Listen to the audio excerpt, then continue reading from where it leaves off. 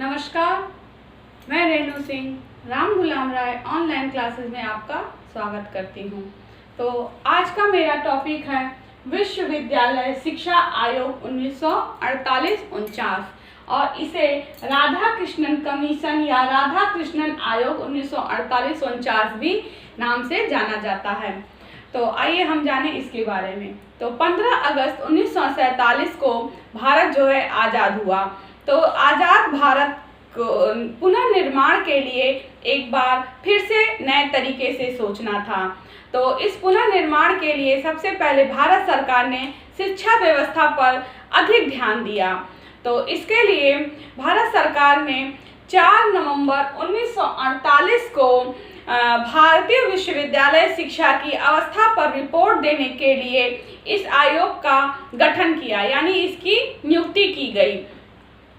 और 1947 में भारत के आज़ाद होने के बाद इस बात की आवश्यकता अनुभव की गई कि देश की विश्वविद्यालय शिक्षा का पुनर्रचना की जाए ताकि वह राष्ट्र एवं सांस्कृतिक पुनरुत्थान में सहायक हो, साथ ही वैज्ञानिक, तकनीकी एवं अन्य प्रकार के मानव शक्ति का विकास सुनिश्चित करें। इस आयोग के जो अध्यक्ष थे वो डॉक्टर सर्वपल्ली राधाकृष्णन थे और इस आयोग के जो प्रमुख सदस्य थे doctor Zakir Hussain, doctor Lakshmanaswami Mudaliar, doctor Arthur Morgan, doctor James Duff, ये लोग इस आयोग के प्रमुख सदस्य थे। इस आयोग को, जैसे कि मैंने बताया, कि राधा कृष्णन आयोग या विश्वविद्यालय शिक्षा आयोग भी कहते हैं। और फिर इस आयोग ने 25 अगस्त 1949 को है अपनी रिपोर्ट भारत सरकार को सौंप दी। यह प्रतिवेदन 747 पृष्ठों का एक बृहद दस्तावेज था जो 15 अध्यायों में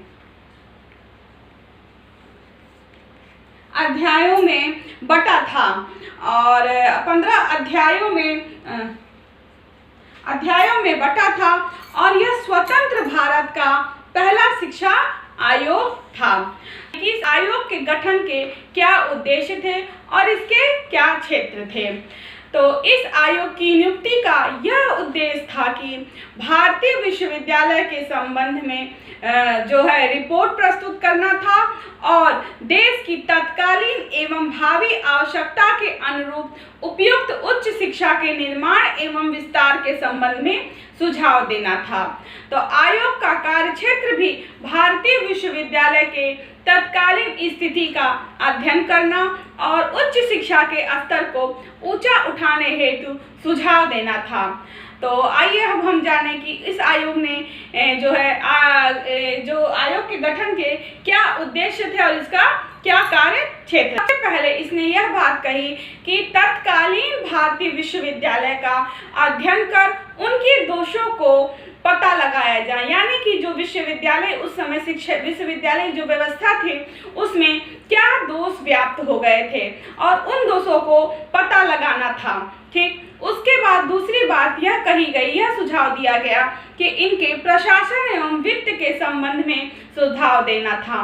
तीसरी बात यह कही गई, इनसे संबद्ध महाविद्यालयों के प्रशासन एवं वित्त के संबंध में सुझाव देना था, यानी कि जो विश्वविद्यालय से संबंधित अन्य महाविद्यालय थे उसके जो प्रशासनिक और वित्त की व्यवस्था के संबंध में भी सुझाव देना था और उच्च शिक्षा के पुनर्गठन के संबंध में सुझाव देना और उच्च शिक्षा के उद्देश्य निश्चित करना था और फिर उच्च शिक्षा के पाठ्यचर्या में सुधार हेतु सुझाव देना था। और इसके अगला जो उद्देश्य था, उच्च शिक्षा के शिक्षण स्तरों को उठाने के लिए उपाय बताना था, यानी कि किस तरह से उच्च शिक्षा के जो शिक्षण स्तर है उसको ऊंचा उठाया जा सके, उसमें किन किन तरीकों से या नियमों से ऐसा करने से उच्च शिक्षा का स्तर ऊंचा उठ सके।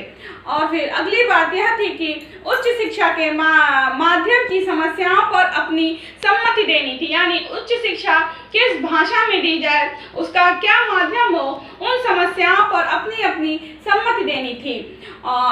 और अगली बात यह थी कि उच्च शिक्षा के प्राध्यापकों की नियुक्ति, वेतनमान और सेवा शर्तों के संबंध में सुझाव देना था। छात्रों में फैली अनुशासनहीनता को दूर करने के उपाय खोजने थे और छात्रों के कल्याण के लिए योजना प्रस्तुत करनी थी। तो ये उच्च शिक्षा के जो आयोग के उद्देश्य थे और ये उसका कार्य क्षेत्र था। तो राधाकृष्णन कमीशन 1948-49 के सुझाव, जिसमें उसमें यह कहा गया कि राधाकृष्णन आयोग ने मूल रूप से विश्वविद्यालय उच्च शिक्षा के संबंध में सुझाव दिए। तो उन्होंने सबसे पहला सुझाव ये था कि सबसे पहले सुझाव इन्होंने दिया कि विश्वविद्यालय शिक्षा का प्रशासन एवं वित्त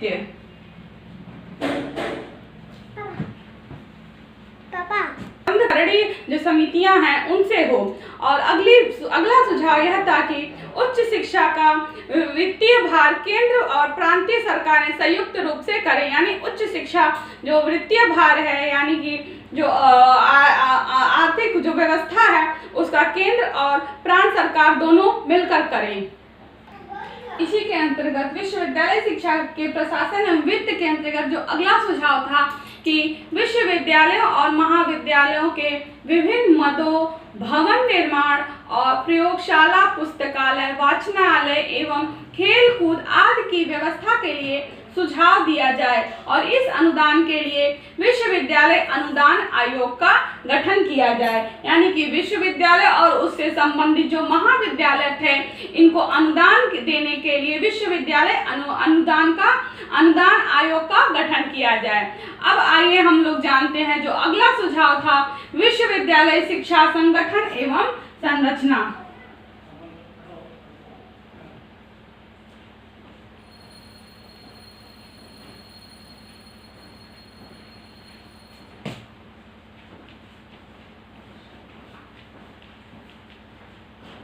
विश्वविद्यालय शिक्षा का संगठन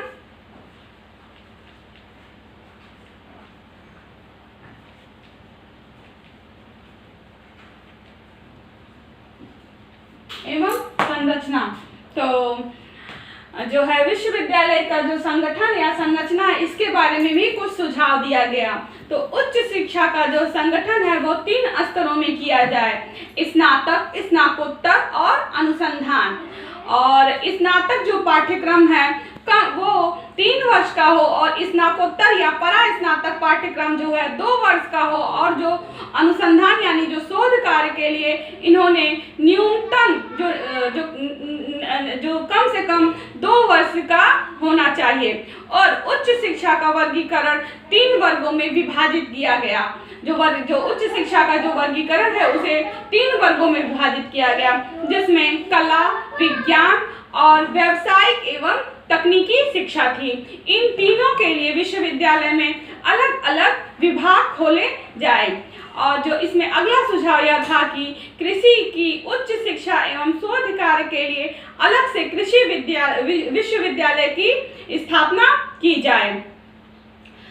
ग्रामीणों की उच्च शिक्षा के लिए ग्रामीण क्षेत्रों में ग्रामीण विश्वविद्यालय खोले जाएं और उनसे संबद्ध महाविद्यालय स्थापित किए जाएं। तो अब आइए हम जानते हैं उच्च शिक्षा के क्या उद्देश्य थे, यानी कि जो अगला सुझाव था राधाकृष्णन कमीशन के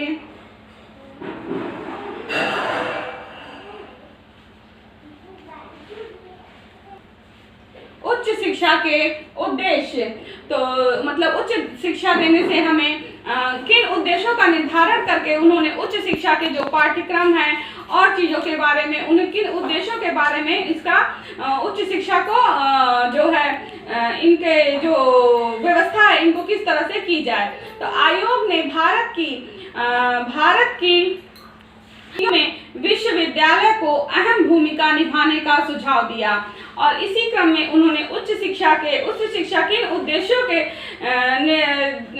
उच्च शिक्षा किन उद्देश्य के लिए दिया जाए, यानी किसके लिए दिया जाए, उन उद्देश्यों का भी निर्धारण किया गया। तो ऐसे व्यक्तियों का निर्माण करना जो शारीरिक जो है दृष्टि से स्वस्थ हो और मानसिक दृष्टि से प्रबुद्ध हो, यानी कि ऐसे ऐसे व्यक्तियों का निर्माण करना जो शरीर से हष्ट-पुष्ट हो और मानसिक रूप से एकदम स्वस्थ हो, प्रबुद्ध हो, बुद्धिमान हो।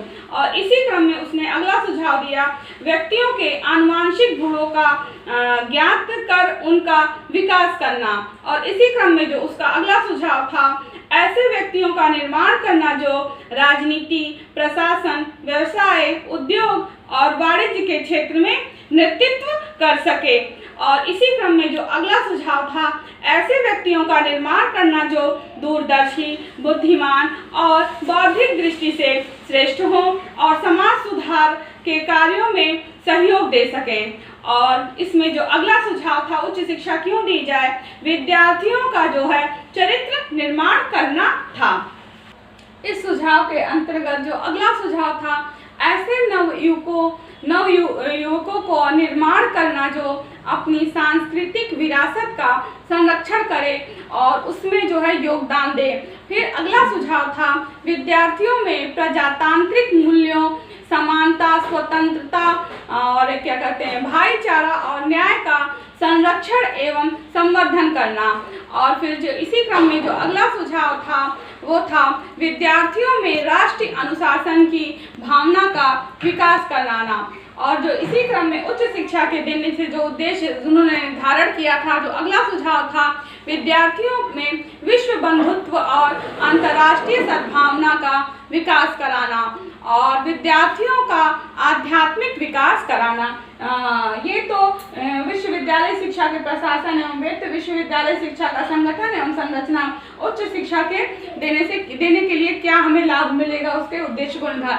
इसी क्रम में अभी और आगे है कि उच्च शिक्षा का क्या पाठ्यक्रम होना चाहिए, उच्च शिक्षा में व्यावसायिक शिक्षा क्या होना चाहिए, उच्च शिक्षा में अध्यापकों की क्या भूमिका होनी चाहिए। और इन तमाम कई तरह के बातों के लिए जो इस आयोग ने कई सुझाव दिए थे, तो वो अगली जो हमारी वीडियो आएगी उसमें मैं इसके ऊपर चर्चा करूंगी। और आज के लिए इतना ही। नमस्कार, धन्यवाद।